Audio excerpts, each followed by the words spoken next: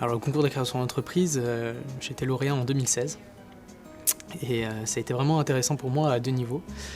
La première évidemment pour la partie subvention et aide financière au lancement de l'entreprise.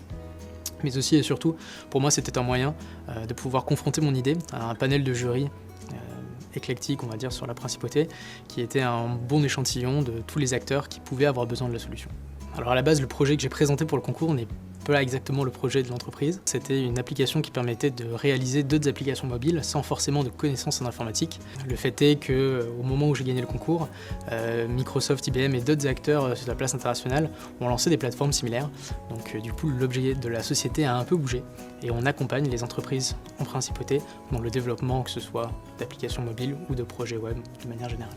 Alors pour un candidat qui voudrait s'inscrire au concours, de bien préparer les 2 parties du concours qui sont une partie écrite avec le business plan, qui doit être le plus détaillé possible, avec évidemment un facteur qui est quel est l'intérêt pour Monaco de ce projet.